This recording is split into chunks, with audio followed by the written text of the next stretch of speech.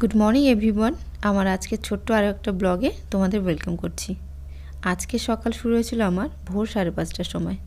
শুভ্র গেছিল অফিসে। যেদিন যেদিন অফিস যায় সেদিন কিন্তু এত ভোরে উঠতে হয়, তবে অন্য দিনের থেকে এবারের দিনটা একটু আলাদা। আজকে আছে আমার প্রচুর কাজ, তো সেই কারণে ঘুমিয়ে না পড়ে অপেক্ষা করছিলাম কখন ময়লা নিতে আসবে।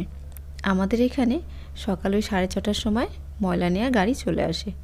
প্রত্যেক দিনই টুকিটাকি ময়লা ফেলা হয়, কিন্তু 2-1 দিন যদি জমে যায় সেটা যতক্ষণ না ফেলবো ততক্ষণ কিন্তু আর ভাল লাগে না। তো ময়লা দিয়ে এসে ফুল গাছগুলোকে একটু জল দিয়ে দিলাম। এই গাছগুলো কিন্তু অনেক বড় বড় ছিল, তোমাদেরকে দেখিয়েছিলাম। প্রত্যেকটা কিন্তু ডাল কেটে দিয়েছিলাম। তো ডাল কাটার পর আবার নতুন করে ছোট ছোট ডাল শুরু হয়েছে। আর এই দেখতে পাচ্ছ কালু, আমি যেই ময়লা ফেলতে গেছি ও আমাকে দেখে উপরে চলে এসছে। আর উপর পর্যন্ত যেহেতু এসছে, আমি ঘরের দরজাটাও খুলে দিলাম যে কিছুক্ষণ ঘরে থাক। বাইরেটা দেখতে পাচ্ছ একদমই সকাল, সূর্য উঠছে। আর পাড়ার মানুষ সেইভাবে কাজ শুরু করেনি, শুধু দেখলাম এনাকেই উঠোন ঝাড় দিতে। তো আমি ব্যালকনিতে এসে দাঁড়িয়েছি, পিছন ঘুরে দেখলাম কালু এসছে। ওকে কি খেতে দেবো এত সকালে ভাবতে ভাবতে মনে পড়লো বিস্কুট আছে, তো ওকে একটু বিস্কুট আর জল দিয়েছিলাম। খেয়ে দিয়ে ও চলে গেল নিচে। এবার আমার খাবার পালা। আজকে সকালে দেখো আমি কিছু এখানে ড্রাই ফ্রুট বলতে এখানে ছিল কাঠবাদাম, চিনেবাদাম, ছোলা, খেজুর আর কিশমিশ। প্রত্যেকদিন রাত্রিবেলা ভিজিয়ে রাখি আর সকালবেলা খাই। শুভ্রর জন্য অফিসে দিয়ে দিয়েছি, তারপর আমি খেয়ে নিলাম। এখন দেখো নিয়ে নিচ্ছি সবজি।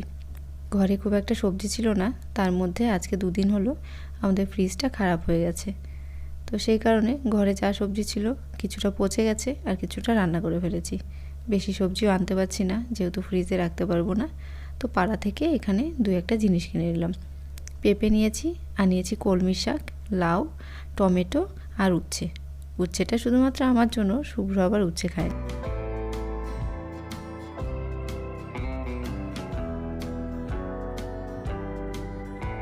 কালকে শিবরাত্রি, তো সেই কারণে আজকে নিরামিষ রান্না করব।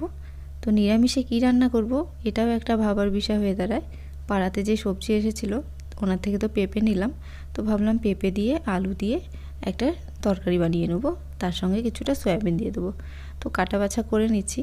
আমার মাথায় চিন্তা আছে আজকে আমাকে একটু বাইরে বেরোতে হবে, ডাক্তার দেখাতে যেতে হবে। তো সেই কারণে সময়ের মধ্যেও কাজগুলো সারতে হবে। ফোন করেছিলাম, ফোন করে জানলাম ডাক্তারবাবু আসবে ওই 1টার দিকে। বাইরে ভাত বসিয়ে দিয়েছি আর গ্যাসে তরকারি করব। কড়াইয়ে তেল দিয়ে দিলাম, সবার ফার্স্টে শাকটা বসাবো। এতদিন কিন্তু আমি শাক রান্না করছি রসুন দিয়ে, আর আজকে যেহেতু নিরামিষ খাবো তো সেই কারণে রসুন পেঁয়াজ কিছুই ব্যবহার করব না। তেলের মধ্যে একটু শুকনো লঙ্কা আর কালো জিরে ফোড়ন দিয়ে আজকে কলমি শাকটা রান্না করব। আর আমার যে শাকগুলো খেতে ভালো লাগে তার মধ্যে কিন্তু কলমি শাক একটা। কলমি শাকের টেস্ট আমার খুবই ভালো লাগে। এখানে 2টো কাঁচা লঙ্কা ছিঁড়ে দিলাম আর একটু লবণ হলুদ দিয়ে একটু নাড়াচাড়া করে শাকটা ঢেকে দেবো।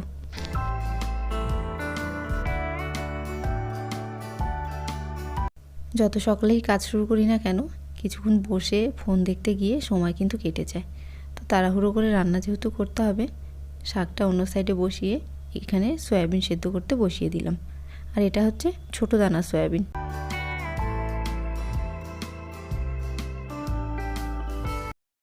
আলু, পেঁপে, সয়াবিন একসঙ্গে কিছুটা তেল দিয়ে ভাজতে বসিয়ে দিয়েছি। আর বাইরে একটা ডাক শুনতে পেলাম, ওই দেখো কে ডাকছে। এটা হচ্ছে আমার বৌমার বয়ফ্রেন্ড। তোমরা তো অনেকেই আমার বৌমাকে চেনো যারা আমার ব্লগ দেখো। তো এটা হচ্ছে আমার বৌমার বন্ধু। ও কিছু মাস থেকে আসে, শুধু খাবার টাইমে আসে, তাছাড়া আসে না। তো আমাকে যখনই দেখতে পায় তখনই ওদের ডাক শুরু হয়ে যায়, আর আমার দিকেই তাকিয়ে থাকে, চোখের পাতা আর ফেলে না। হয়তো ভাবে যে খাবার দেবো কি কিছু। তো দেখো এক লাফে জানলার উপর এসে বসলো। জানলার ভেতরে কিন্তু আর ঢুকতে পারবে না, একটা নেট লাগানো আছে, ঢুকতে পারবে না ভুল, মাঝে মাঝে উপর দিয়ে টপকে চলেও আসে। এখানে আলু সয়াবিনটা তো ভেজে নিয়েছি, এবার ফোড়ন দেবো। আর আলু, পেঁপে, সয়াবিন দিয়ে যখনই আমি একটা নিরামিষ তরকারি রান্না করি তার মধ্যে কিন্তু গোটা গরম মশলা ফোড়ন দিই। আর এই ফোড়নের জন্যই এই তরকারিটা খেতে আমার খুব ভালো লাগে। গোটা গরম মশলা ফোড়ন দিয়ে তার মধ্যে দেখো দিয়ে দিলাম আদা, জিরে, কাঁচা লঙ্কা, একটু টমেটো বাটা। তো এদিকে তো রান্না হচ্ছে, রান্না বসিয়ে আমি স্নান সেরে নিলাম, যেতে হবে ডাক্তার দেখাতে। তো সে কারণে ভাবলাম যত তাড়াতাড়ি কাজ কমপ্লিট করা যায়। স্নান সেরে তো চলে এসেছি, এবার যাব পুজো করতে। তো তো দেখো আমার পুজো করা হয়ে গেছে। আর আজকে অনেকগুলো মাস পরে গাছের ফুল দিয়ে পুজো করলাম। একটা মাত্র ফুল গাছই আছে আমার বাড়িতে, আর এই ফুল দিয়েই কিন্তু বছরের বেশিরভাগ সময়টা পুজো করি। তো আবার নতুন করে ফুল ফুটতে শুরু করেছে। খাবার নিয়ে চলে আসলাম, রেডিও হয়ে গেছি, ভাবলাম তাড়াতাড়ি রেডি হয়ে খেয়ে দিয়ে বেরিয়ে পড়বো। তো আজকে যে রান্না করেছিলাম আলু সয়াবিনের তরকারি আর কলমি শাক ভাজা, আর ভাতে দিয়েছিলাম একটা উচ্ছে সেদ্ধ দিয়ে আজকে ভাত খাবো। উচ্ছে সেদ্ধ দিয়ে কিন্তু ভাত খেতে আমার এখন বেশ ভালো লাগে। তিতো বেশি মনে হয় না, একটু লবণ আর তেল দিয়েই মাখি, কাঁচা লঙ্কা আর খাই না।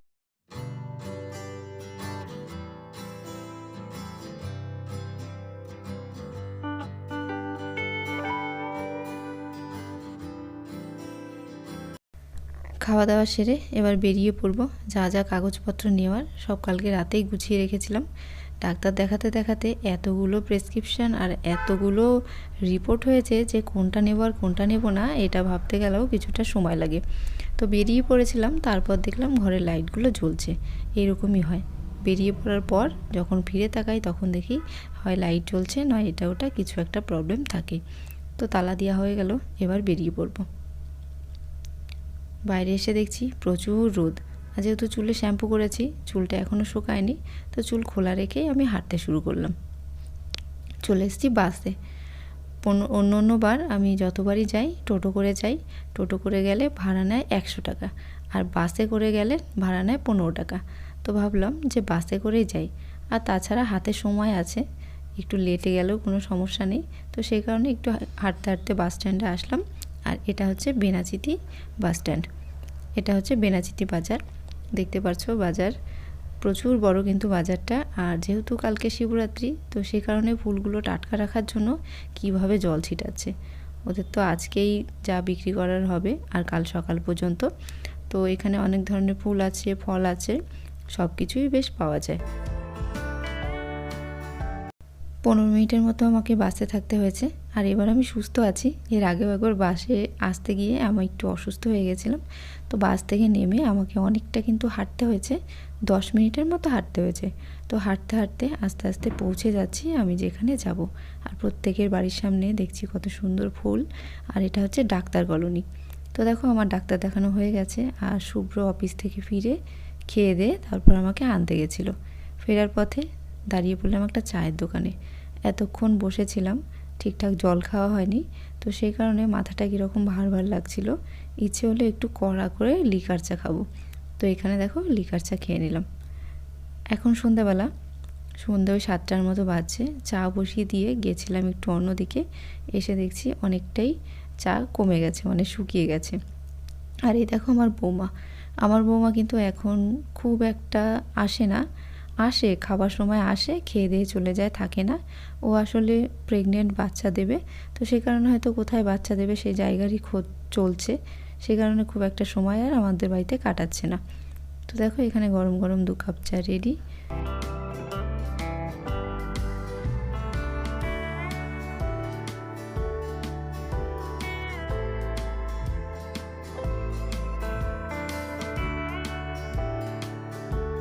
তো আজকের ব্লগটা এইটুকুই। তোমাদের যদি ভালো লাগে একটা লাইক করে পাশে থেকো, আর কমেন্ট করে জানিও ভিডিওটা কেমন লাগলো। সবাই ভালো থেকো, সুস্থ থেকো। দেখা হবে নতুন আরও একটা ব্লগ।